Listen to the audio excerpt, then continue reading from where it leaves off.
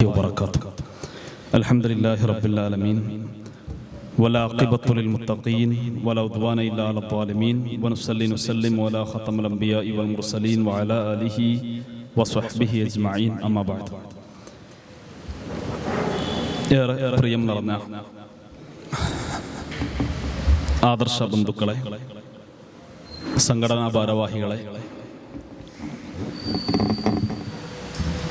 വെളിച്ചം എന്ന് പറയുന്ന ഒരു മഹത്തായ സംവിധാനത്തിൻ്റെ വർഷങ്ങളായി നടന്നു വരുന്ന ഇത്തിഹാദ് ശുബാനുൽ മുജാഹിദിന് കീഴിലുള്ള ഇസ്ലാമിൻ്റെ അടിസ്ഥാന ആശയ ആദർശ പ്രമാണങ്ങൾ, അതിൻ്റെ പ്രബോധനവുമായി ബന്ധപ്പെട്ട് ഇന്ത്യയിലും ഇന്ത്യക്ക് പുറത്തും നമ്മുടെ ഇസ്ലാഹി സെൻ്ററുകളെല്ലാം കേന്ദ്രീകരിച്ച് വളരെ വിശാലമായി നടക്കുന്ന ദീനിൻ്റെ വലിയ ഒരു പ്രബോധന സംരംഭമാണ് വെളിച്ചം എന്ന് നമുക്കറിയാം. ആ വെളിച്ചത്തിൻ്റെ അവാർഡ് ദാനവുമായി ബന്ധപ്പെട്ടാണ് നമ്മളിവിടെ ഒരുമിച്ച് കൂടിയിട്ടുള്ളത്.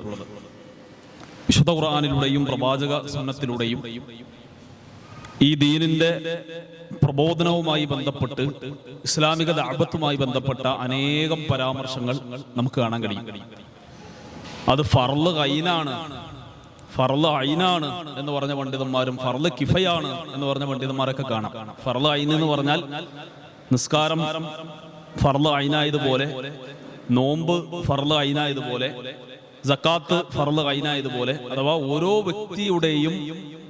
ഓരോ വ്യക്തിക്ക് പേരിലും നിർബന്ധമാണ് ദഅവത്ത് എന്നുപോലും ആ വിഷയത്തിൽ അഭിപ്രായം പറഞ്ഞ് രേഖപ്പെടുത്തിയ പണ്ഡിതന്മാരെ നമുക്ക് കാണാൻ കഴിയുന്നുള്ളതാണ്.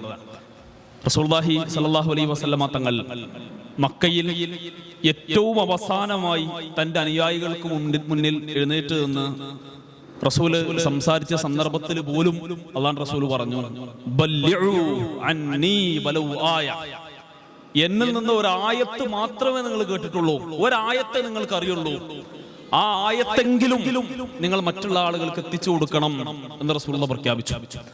അപ്പോ നമുക്കറിയുന്നത് എല്ലാം പഠിച്ച്, എല്ലാം തികഞ്ഞ്, അതിൻ്റെ എല്ലാ മസാലകളും പഠിച്ച്, അറബി ഭാഷ പഠിച്ച്, അതിൻ്റെ എല്ലാ ഉസൂലിയാത്തുകളും പഠിച്ച്, ഫിഖ് പഠിച്ച് ഒക്കെ പഠിച്ചതിന് ശേഷമേ ദഅവത്ത് നടത്താൻ പാടുള്ളൂ എന്നതൊന്നുമില്ല.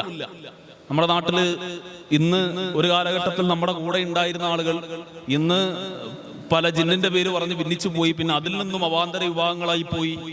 ദമ്മാജ് സലഫിസം എന്ന രൂപത്തിൽ പുതിയ ഒരു നവോത്ഥാന സിദ്ധാന്തങ്ങളൊക്കെ കൊണ്ടുവന്ന് അത്തരം ആളുകൾ നമ്മുടെ നാട്ടിൽ തന്നെ സജീവമായി ഈ വാദം വാദിക്കാറുണ്ട്. അഥവാ എല്ലാം തികഞ്ഞതിന് ശേഷം മാത്രമേ ദഅവത്ത് വേണ്ടതുള്ളൂ എന്ന് പറയുന്ന ആളുകൾ. എന്നാൽ പരിശുദ്ധ ഇസ്ലാമിൽ ദഅവത്തിന് അങ്ങനെ പ്രത്യേക ഇത്ര ഹദീസ് പഠിക്കണം, അല്ലെങ്കിൽ ഇത്ര ആയത്ത് പഠിക്കണം, ഇത്ര സൂറത്ത് പഠിക്കണം എന്നൊരു നിർദ്ദേശം എവിടെയും കാണുക സാധ്യമല്ല.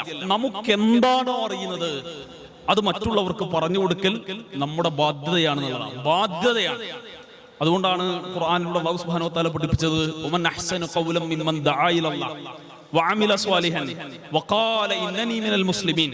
മൻ അഹ്സനു ഖൗലൻ മിമ്മൻ ദഅ ഇലല്ലാഹ്. ഒരു മനുഷ്യൻ ഒരു ദിവസം അല്ലെ, നമ്മുടെ ഒരു ജീവിതത്തിൽ രാവിലെ നമ്മുടെ കിടക്കപ്പായിൽ നിന്ന് എഴുന്നേറ്റ് മുതൽ തിരിച്ച് വീണ്ടും നമ്മുടെ വിരിപ്പിലേക്ക് പോകുന്നത് വരെ അനേകം കാര്യങ്ങൾ ദിനേന നമ്മൾ സംസാരിക്കാറ്, വേണ്ടതും വേണ്ടാത്തതുമായി ഒരുപാട് കാര്യങ്ങൾ. ആ സംസാരങ്ങളിൽ വെച്ച് ഏറ്റവും നല്ല സംസാരം എന്നാൽ ഖുർആൻ പറഞ്ഞത് അഹ്സനുൽ ഖൗൽ, ഏറ്റവും നല്ല സംസാരം എന്നാൽ ദഅ ഇലല്ലാഹ്, അത് അള്ളാഹുവിലേക്ക് ക്ഷണിക്കലാണ്, മതപ്രബോധനമാണ്, ഖുർആൻ പറയലാണ്, സുന്നത്ത് പറയലാണ്, റബ്ബിനെ കുറിച്ച് സംസാരിക്കലാണ് ഏറ്റവും നല്ല സംസാരം. ദഅ ഇലല്ലാഹ് വഅമില സ്വാലിഹൻ, പിന്നെ നല്ല പ്രവർത്തനങ്ങളാണ്. വഖാല ഇന്നനി മിനൽ മുസ്ലിമീൻ, ഞാൻ മുസ്ലിമീങ്ങളിൽ പെട്ടവൻ തന്നെയാണ് എന്ന് ആർജവത്തോടു കൂടി പ്രഖ്യാപിക്കലാണ് ഏറ്റവും നല്ല പ്രഖ്യാപനം, ഏറ്റവും നല്ല സംസാരമെന്ന് പരിശുദ്ധ ഖുർആൻ നമ്മെ പഠിപ്പിക്കണം. അപ്പൊ അതുകൊണ്ട് തന്നെ ഈ ദീൻ മറ്റുള്ളവരിലേക്ക് എത്തിച്ചു കൊടുക്കൽ നമ്മുടെ ബാധ്യതയാണ് എന്ന് കൃത്യമായി തിരിച്ചറിയാൻ നമുക്ക് ഓരോരുത്തർക്കും കഴിയേണ്ടതുണ്ട്. ഈ പരിശുദ്ധ ഖുർആൻ അപ്പോ വയനാട് ദുരന്തവുമായി ബന്ധപ്പെട്ട്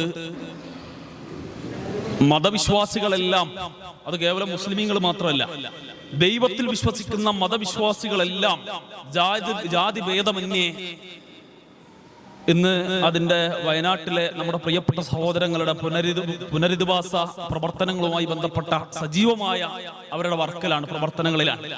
ഈ സന്ദർഭത്തിൽ പോലും ഈ രൂപത്തിൽ ദൈവത്തെ ചോദ്യം ചെയ്യുന്ന ഇങ്ങനൊക്കെ വലിയ ദുരന്തം ഉണ്ടായിട്ടും നിങ്ങളുടെ ദൈവം എവിടെ പോയി, അല്ല എവിടെ പോയി, ഈ ദൈവത്തോടാണോ നിങ്ങൾ പ്രാർത്ഥിക്കുന്നത് എന്നൊക്കെ ചോദിച്ച് മതവിശ്വാസികളെ ഈ ഏറ്റവും പ്രയാസപ്പെടുന്ന ഈ സന്ദർഭത്തിൽ പോലും മതത്തെ കുത്തുന്ന, ദൈവത്തെ ചോദ്യം ചെയ്യുന്ന, റബ്ബിന്റെ കുദ്റത്തിനെ ചോദ്യം ചെയ്യുന്ന, മതം വിശ്വസിക്കേണ്ടതില്ല, സ്വതന്ത്രമായ ലോകത്ത് ജീവിക്കൂ എന്ന് വാദിക്കുന്ന ആളുകൾ നമ്മുടെ നാട്ടിൽ കാണാം. ഈ ആളുകൾ ഒരുപാട് കാലങ്ങളിലായി ദീനിനെതിരെ, വിശുദ്ധ ഖുർആനെതിരെ വളരെ ശക്തമായ രൂപത്തിൽ പ്രവർത്തിക്കുന്ന ഒരുപാട് ആളുകളെ അതുമായി ബന്ധപ്പെട്ട് കാണുകയാണ്. അപ്പൊ ഇത്തരമൊരു സന്ദർഭത്തിൽ വളരെ കൃത്യമായി ഈ ദീനിനെ കുറിച്ച് അറിയൽ, ഖുർആൻ പഠിക്കൽ, സുന്നത്ത് പഠിക്കൽ നമ്മുടെ ബാധ്യതയാണ് എന്ന് തിരിച്ചറിയാൻ നമുക്ക് ഓരോരുത്തർക്കും കഴിയണം. മനുഷ്യൻ എല്ലാ നിലക്കും ദുർബലനാണ് എന്ന് ആവർത്തിച്ച് നമ്മളെ ഓർമ്മപ്പെടുത്തുന്ന സംഭവ വികാസങ്ങളാണ് നമ്മുടെ നാട്ടിൽ ദിനേന നമ്മൾ കണ്ടുകൊണ്ടിരിക്കുന്നത്. അല്ല, അതുകൊണ്ടാണ് ഖുർആനിലൂടെ അല്ലാഹു സുബ്ഹാനഹു വ തആല കൃത്യമായി നമ്മെ പഠിപ്പിച്ചത്, യാ അയ്യുഹന്നാസ് അൻതുമുൽ ഫുഖറാഉ ഇലല്ലാഹ്, അല്ലയോ മനുഷ്യരെ, നിങ്ങൾ റബ്ബിന്റെ അടുക്കൽ ഫക്കീരീങ്ങളാണ്, ഫുഖറാക്കളാണ്. ഫക്കീർ എന്ന് പറഞ്ഞാൽ ഫക്കീറും മിസ്കീനും രണ്ടർത്ഥമാണ്. ഫക്കീറിന് സാധു എന്നൊരു അർത്ഥമുണ്ട്, പക്ഷെ ആ അർത്ഥം മാത്രമല്ല. ഫക്കീറും മിസ്കീനും ഒരേ അർത്ഥത്തിൽ ഉപയോഗിക്കുന്ന വാക്കുകളല്ല. മിസ്കീൻ എന്ന് പറഞ്ഞാൽ അവൻ ഒരുപാട് പ്രയാസങ്ങളും പ്രതിസന്ധികളൊക്കെ ഉണ്ട്. പക്ഷെ ആ പ്രയാസങ്ങളും പ്രതിസന്ധികളൊക്കെ അവൻ മറ്റുള്ളവരുടെ മുമ്പിൽ തുറന്നു കാട്ടാതെ അതെല്ലാം ഒളിപ്പിച്ചു വെച്ച് അഭിമാനത്തോടു കൂടി ഉള്ളത് കൊണ്ട് സംതൃപ്തിപ്പെട്ട് ജീവിക്കുന്ന ഒരു മനുഷ്യനെയാണ് മിസ്കീൻ എന്ന് പറയാം. എന്നാൽ ഫക്കീർ എന്ന് പറഞ്ഞാൽ തന്റെ ജീവിതത്തിലുള്ള പ്രതിസന്ധികളെല്ലാം മറ്റുള്ളവന്റെ മുന്നിൽ എടുത്തു പറഞ്ഞ്, പ്രയാസങ്ങൾ എടുത്തു പറഞ്ഞ് എരന്ന് വാങ്ങുന്ന, അഥവാ മറ്റുള്ളവന്റെ മുമ്പിൽ കൈനീട്ടി നിൽക്കുന്ന യാചകനെയാണ് ഫക്കീർ എന്ന് പറയാം. പടച്ച റബ്ബ് മനുഷ്യരെ മുഴുവനും ഉൾപ്പെടുത്തിയത് ഫക്കീരീങ്ങളെ കൂട്ടത്തിലാണ്. യാ അയ്യുഹന്നാസ് അൻതുമുൽ ഫുഖറാഉ ഇലല്ലാഹ്, നിങ്ങൾ റബ്ബിന്റെ അടുക്കൽ ഫക്കീരീങ്ങളാണ്. എന്തുകൊണ്ടായിരിക്കും റബ്ബ് അങ്ങനെ പറഞ്ഞിട്ടുണ്ടാവുക? നമുക്ക് ഒരുപാട് സമ്പത്തില്ലേ, നമ്മുടെ ബാങ്ക് ബാലൻസ് റബ്ബിന് അറിയില്ലേ? അറിയാലോ. നമ്മുടെ വീട്ടിൽ നമ്മുടെ പെട്ടിന്റെ ഉള്ളിൽ മടക്കി വെച്ച ആധാരത്തിന്റെ കോപ്പി അള്ളാഹ്ക്ക് അറിയില്ലേ? അറിയാം. നമുക്ക് എത്ര സ്വർണ്ണം ഉണ്ട് റബ്ബിന് അറിയില്ലേ? അറിയാം. നമ്മുടെ സ്ഥാനമാനങ്ങളും അതുപോലെ തന്നെ നമുക്ക് ഇടപെടാൻ കഴിയുന്ന മേഖലകളെല്ലാം റബ്ബിനറിയാം. എന്നിട്ടും മുഴുവൻ മനുഷ്യരെയും അല്ലാഹു സുബ്ഹാനഹു വ തആല വിശേഷിപ്പിച്ചത്, എടുത്തു പറഞ്ഞത് ഫക്കീരീങ്ങളാണെന്നാണ്. റബ്ബിന്റെ അടുക്കൽ നിങ്ങൾ ഫക്കീരീങ്ങളാണ്. കാരണം എന്തെല്ലാം ഉണ്ടായിട്ടും, ഈ ഭൗതിക ലോകത്ത് എന്തെല്ലാം ഉണ്ടായിട്ടും, അല്ലെ, ഇതുമായി ബന്ധപ്പെട്ട് ആധുനിക ശാസ്ത്ര സാങ്കേതിക വിദ്യ അതിന്റെ ഏറ്റവും ഉന്നതിയിൽ നിൽക്കുന്ന കാലഘട്ടത്തിലാണ് നമ്മൾ ജീവിക്കുന്നത് എന്ന് പറയുന്ന ഈ കാലഘട്ടത്തിൽ പോലും എന്തെല്ലാം നൂതന സാങ്കേതിക വിദ്യകൾ ഉണ്ടായിട്ടും റബ്ബിന്റെ പരീക്ഷണത്തെ തടയാൻ, ഒരു മഴ പെയ്താൽ, ഒന്ന് വെള്ളം പൊങ്ങിയാൽ അതിനെ ഒന്നും തടുത്തു നിർത്താൻ എങ്ങനെയൊക്കെ ഉത്ബുദ്ധരാണ് എന്ന് പറയുന്ന ഈ മനുഷ്യർക്കും സാധ്യമല്ല. എന്തുണ്ടായിട്ടും കാര്യമല്ല. അള്ളാഹുവിന്റെ കുദറത്തിന് മുന്നിൽ, അള്ളാഹുവിന്റെ പരമാധികാരത്തിന് മുമ്പിൽ മനുഷ്യർ പൂർണ്ണമായും ദുർബലരാണ്, വൈഫീങ്ങളാണ് എന്ന് അല്ലാഹു സുബ്ഹാനഹു വ തആല ആവർത്തിച്ച് ചർവണം പോലെ വിശുദ്ധ ഖുർആനിന്റെ ആയത്തുകളിൽ നമ്മെ പഠിപ്പിക്കുന്നുണ്ട്. അപ്പൊ ഇതിൽ നിന്നെല്ലാം പാഠം ഉൾക്കൊള്ളാൻ, ഈ ദീനിന്റെ വടിയിൽ അടിയുറച്ചു നിൽക്കാൻ നമുക്ക് ഓരോരുത്തർക്കും കഴിയേണ്ടതുണ്ട് എന്ന് ആമുഖമായി സൂചിപ്പിക്കാൻ. ഇനി വിശുദ്ധ ഖുർആൻ ഇവിടെ ഇപ്പോ അഫ്സൽ ഒക്കെ സൂചിപ്പിച്ചു, അതിന്റെ കോപ്പികൾ വലിയ ഒരു ദഅവാ സമയത്ത് ചിലപ്പോ എല്ലാവർക്കും പ്രസംഗിക്കാൻ കഴിഞ്ഞോളണമെന്നില്ല, എല്ലാവർക്കും എഴുതാൻ കഴിഞ്ഞോളണമെന്നില്ല. പക്ഷെ അതല്ലാത്ത രൂപത്തിലും പ്രബോധനം നടത്താനുള്ള വഴികളാണ് നമ്മുടെ മഹത്തായ സംഘടനാ സംവിധാനം നമുക്ക് മുമ്പിൽ ഒരുക്കി തരുന്നത്. ഘട്ടം ഘട്ടമായി വെളിച്ചം എന്ന് പറയുന്ന ഈ മഹത്തായ സംവിധാനത്തിന് കീഴിൽ ഘട്ടം ഘട്ടമായി ഏതു മനുഷ്യനും ചുരുങ്ങിയ സമയം കൊണ്ട് വായിച്ചു തീർക്കാൻ കഴിയുന്ന രൂപത്തിൽ ചില അധ്യായങ്ങൾ മാത്രം പ്രത്യേക സിലബസായി ഇറക്കുന്നു. അത് വാങ്ങിയാൽ നമ്മുടെ കൂടെയുള്ള മുസ്ലിം സുഹൃത്തുക്കൾക്ക്, അതുപോലെ തന്നെ നമ്മുടെ നാട്ടിലൊക്കെ സുന്നികൾ എന്ന് നമ്മൾ ഓമനപ്പേരിട്ട് വിളിക്കുന്ന സമസ്തക്കാർ ഒരു നിലക്ക് സുന്നികളല്ല, അവർക്ക് ദീനുമായോ സുന്നത്തുമായോ കുലബന്ധം പോലും ഇല്ലാത്ത ഒരാളുകൾ, അത്തരം ആളുകളിലേക്ക് ഈ ദീൻ എന്താണ് എന്ന് പഠിപ്പിക്കാൻ നമ്മുടെ വായോണ്ട് പറഞ്ഞില്ലെങ്കിലും, നമ്മൾ എഴുതിയില്ലെങ്കിലും, നമ്മൾ സംസാരിച്ചിട്ടില്ലെങ്കിലും, അധ്വാനിച്ചിട്ടില്ലെങ്കിലും ഈ കോപ്പി ഒന്ന് വാങ്ങി അവരുടെ മുമ്പിൽ നമ്മൾ കൊണ്ടുവന്ന് വെച്ചാൽ, അവർക്കൊന്ന് കൊടുത്താൽ, അതും ദഅവത്തിന്റെ വലിയ മേഖലയാണ്. അങ്ങനെ മാറിയ ഒരുപാട് ആളുകളെ നമ്മുടെ നമ്മുടെ സംസ്ഥാന വെളിച്ച സംഗമം നടക്കാറുണ്ട്. അതിൽ ഒരുപാട് മുസ്ലിം സ്ത്രീകൾ വന്നുകൊണ്ട് വിശുദ്ധ ഖുർആൻ വായിച്ചപ്പോഴുണ്ടായ, അത് ഓതിയപ്പോഴുണ്ടായ അനുഭവത്തെക്കുറിച്ചെല്ലാം അവർ വിശദീകരിക്കാറുണ്ട്. അപ്പൊ അതുകൊണ്ട് തന്നെ ഇതിൽ നമ്മൾ അതിൽ പങ്കെടുക്കുന്നതോടൊപ്പം നമ്മുടെ കൂടെയുള്ള ആളുകളിലേക്ക് ഇത് പകർന്നു കൊടുക്കാൻ, എത്തിച്ചു കൊടുക്കാനുള്ള ഒരു ദൗത്യം കൂടി നമ്മൾ ഏറ്റെടുക്കേണ്ടതുണ്ട് എന്നുള്ളതാണ്. അങ്ങനെ നമ്മൾ എത്തിച്ചാൽ അവൻ അതിൽ നിന്ന് ഒരു നന്മയെങ്കിലും അവന്റെ ജീവിതത്തിൽ ഉണ്ടായാൽ, അവൻ എത്ര കാലം ആ നന്മ നിലനിർത്തുന്നുവോ അത്രയും കാലം അതിന് കാരണക്കാരായ നമ്മുടെ നന്മയുടെ ത്രാസിൽ ആ പ്രതിഫലത്തുന്നതാണ്. ഇപ്പൊ വിശുദ്ധ ഖുർആൻ മുസ്ഹഫ് ക്രോഡീകരിക്കപ്പെടുന്നത് ആരുടെ കാലത്താ? ഞാനിങ്ങനെ ഇവിടുന്ന് ഇങ്ങനെ ഫുള്ള് സംസാരിച്ചാൽ വലിയ രസമൊന്നും ഉണ്ടാവില്ല. ആരുടെ കാലത്താ ഖുർആൻ ക്രോഡീകരിക്കുന്നത്? ആണോ ഉസ്മാനാണോ? ഉസ്മാൻ റളിയല്ലാഹുവിന്റെ കാലത്താ? ആണോ ഉമർ റളിയല്ലാഹുവിനാണോ? ഇനി മലക്ക് പോവോ? അബൂബക്കർ സിദ്ദീഖ്? ഖുർആൻ അല്ലാഹ് തന്നെ ക്രോഡീകരിച്ചിട്ടുണ്ട് അല്ലേ? ഫജമഅഹു വഖുർആന ഫഇദാ ഖറഅനാഹു ഫത്തബിഉ ഖുർആന. ഖുർആന്റെ ക്രോഡീകരണം റബ്ബന്നെ നടത്തിയിട്ടുണ്ട്. ഖുർആൻ മുസ്ഹഫ് രൂപത്തിലാക്കുന്ന പണി ആണ്, ഉറപ്പാണ്. ഉസ്മാൻ റളിയല്ലാഹുവിന്റെ കാലഘട്ടത്തിൽ 8 കോപ്പികളാവാണ് ചെയ്തത്. അതിന്റെ മുന്നേ ഈ പണി നടന്നിട്ടുണ്ട്. പ്രവാചകൻ സല്ലല്ലാഹു അലൈഹി വസല്ലം തങ്ങൾ മരണപ്പെട്ടു. പ്രവാചകന്റെ മരണത്തോടുകൂടി ഒരുപാട് വിശ്വാസികൾ പ്രവാചകന്റെ കൂടെ ചേർന്ന് നിന്ന്, തോളോട് തോള് ചേർന്ന് നിന്ന് യുദ്ധം ചെയ്തിരുന്ന ഒരുപാട് ആളുകൾ മുർത്തദ്ദായി പോയി. കാരണം റസൂല് മരണപ്പെട്ടതോടുകൂടി ഒരുപാട് കള്ളപ്രവാചകന്മാർ വന്നു. നമ്മുടെ നാട്ടിൽ സജീവനായ ഒരു കള്ളപ്രവാചകനുണ്ട്. ആരാണ്? മിർസ ഗുലാം മുഹമ്മദ് ഖാദിയാനികൾ ഇന്നുണ്ട്. പല രൂപത്തിൽ ആ കള്ളപ്രവാചകന്മാർ, റസൂല് മരണപ്പെട്ടത് മുതൽ തന്നെ കള്ളപ്രവാചകന്മാരുടെ അതിപ്രസരം ആ കാലഘട്ടത്തിൽ തന്നെ കാണാം. എത്രത്തോളം എന്ന് പറഞ്ഞാൽ, ഒരു പെണ്ണ് വന്നു റസൂലിന്റെ മരണശേഷം, 1 വർഷം തികഞ്ഞിട്ടില്ല. അപ്പോഴാണ് ഒരു പെണ്ണ് വന്നിട്ട് പറഞ്ഞത്, ഞാൻ പ്രവാചകയാണ്. അപ്പൊ സ്വഹാബത്ത് ഹദീസ് ഓതി, പ്രവാചകൻ പറഞ്ഞിട്ടുണ്ടല്ലോ, ലാ നബിയ്യ ബഅദി, എനിക്ക് ശേഷം പ്രവാചകനില്ല എന്ന് റസൂൽ പറഞ്ഞിട്ടില്ലേ, അപ്പൊ എങ്ങനെയാണ് ഇനി പ്രവാചകന്മാർ ഉണ്ടാവുക എന്ന് സ്വഹാബത്ത് ചോദിച്ചപ്പോൾ ആ പെണ്ണ് മറുപടി പറഞ്ഞു. റസൂൽ എന്താ പറഞ്ഞത്? ലാ നബിയ്യ ബഅദി, എനിക്ക് ശേഷം നബിയില്ല എന്നാണ്. നബിയത്തില്ലാതെ പറഞ്ഞിട്ടില്ലല്ലോ എന്നുപോലും പറഞ്ഞുകൊണ്ട് പ്രവാചക വേഷമണിഞ്ഞ് സ്ത്രീകൾ പോലും ആ രംഗത്ത് വന്നു എന്നുള്ളതാണ്. അങ്ങനെ ഒരുപാട് കള്ളപ്രവാചകന്മാർ റസൂലിന്റെ മരണശേഷം ഉണ്ടായി. അതിലറിയപ്പെട്ട ഒരുത്തനാണ് മുസൈലിമത്തുൽ കദ്ദാബ്. മുസൈലിമത്തുൽ കദ്ദാബ് എന്ന് പറയുന്ന കള്ളപ്രവാചകൻ. മുസൈലിമയുടെ കൂടെ ഒരുപാട് ആളുകൾ പോയി. മുസൈലിമയുടെ പ്രവാചകത്വം അംഗീകരിച്ച ഒരുപാട് ആളുകൾ മുസൈലിമത്തുൽ കദ്ദാബിന് പിന്നാലെ പോയി. അങ്ങനെ മുസൈലിമത്തുൽ കദ്ദാബുമായി അബൂബക്കർ സിദ്ദീഖ് റളിയല്ലാഹു അൻഹുവിന്റെ കാലഘട്ടത്തിൽ ഒരു വലിയ യുദ്ധം നടന്നു. 40,000-ഓളം വരുന്ന മുസ്ലിം സൈന്യമാണ് ആ യുദ്ധത്തിൽ പങ്കെടുത്തത്. നിങ്ങൾ ആലോചിക്കണം, മുസ്ലിം സൈന്യത്തിന്റെ കൂട്ടത്തിൽ നിന്ന് 40,000-ഓളം വരുന്ന സൈന്യം മുസൈലിമയെ നേരിടാൻ പോയിട്ടുണ്ടെങ്കിൽ അപ്പൊ അത്രയേറെ ആളുകൾ മുസൈലിമയിൽ വിശ്വസിച്ചിരുന്നു. ഒരാള് സ്വഹാബിയാവണമെന്നുള്ള മാനദണ്ഡം എന്താ? ഒരാളെ സ്വഹാബി എന്ന് പറയണമെങ്കിൽ അതിന്റെ ക്വാളിറ്റി എന്താ? മുസ്ലിം ആവണം. മുസ്ലിം ആവല അടിസ്ഥാനം. പിന്നെ എന്നാ പിന്നെ കണ്ടിരിക്കണം. കണ്ടാ മാത്രം മതിയോ? പിന്നെ കണ്ട് മുസ്ലിമായി തന്നെ എന്ത് ചെയ്യണം? അവൻ മരണപ്പെടണം.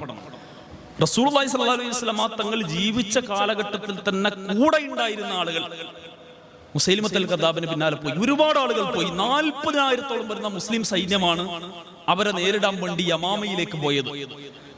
ആ സൈന്യത്തിന്റെ സൈന്യാധിപൻ ആരാന്നറിയോ?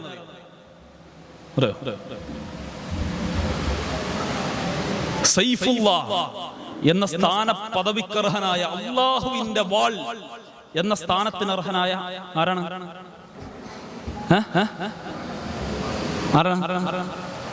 കേൾക്കണില്ല? ഖാലിദ് ബിൻ വലീദ് റളിയല്ലാഹു അൻഹു. ഖാലിദ് ബിൻ വലീദ് റളിയല്ലാഹു അൻഹുവിന്റെ നേതൃത്വത്തിലുള്ള സംഘം അതിന്റെ കൂടെ, മുസ്ലിം സൈന്യത്തിന്റെ കൂടെ ചേർന്നപ്പോഴാണ് ആ സൈന്യം വിജയിക്കുന്നത്. മാസങ്ങളോളം നീണ്ടുനിന്ന യുദ്ധമാണ് യമാമയിലെ യുദ്ധം. യമാമ യുദ്ധം വളരെ ശ്രദ്ധേയമാണ്. യമാമയിൽ മുസൈലിമത്തുൽ കദ്ദാബിനെ കൊല്ലുന്ന ആരാന്നറിയോ? മുസൈലിമത്തുൽ കദ്ദാബിനെ കൊല്ലുന്ന ആരാ? വഹ്ഷി അറിയോ? വഹ്ഷി ഹംസ റളിയല്ലാഹു അൻഹുവിന്റെ ഘാതകൻ എന്ന് ചരിത്രത്തിൽ അറിയപ്പെട്ട വഹ്ശി. എന്തുകൊണ്ടാണ് ഹംസ റളിയല്ലാഹു അൻഹുവിനെ കൊന്നത്? അബൂ സുഫിയാന്റെ ഭാര്യയായ ഹിന്ദിന് ഹംസ റളിയല്ലാഹു അൻഹുവിനോട് ഉണ്ടായിരുന്ന അടങ്ങാത്ത പക. ആ പക ഉണ്ടാവാനുള്ള കാരണം എന്താ? ബദർ യുദ്ധത്തിൽ രണ്ട് സൈന്യവും തമ്മിൽ ഏറ്റുമുട്ടുന്നതിന് മുമ്പ് ദ്വന്ദ്വ യുദ്ധമാണ് നടക്കുന്നത്. ദ്വന്ദ്വ യുദ്ധം ഞാനിത് ഇവിടെ പറഞ്ഞിട്ടുണ്ടോ മുമ്പ്? ആ പരിപാടിക്ക് വന്നപ്പോ അല്ല, കേട്ടുകണക്കത്തെ ഒന്നുകൂടെ കേട്ടോളി.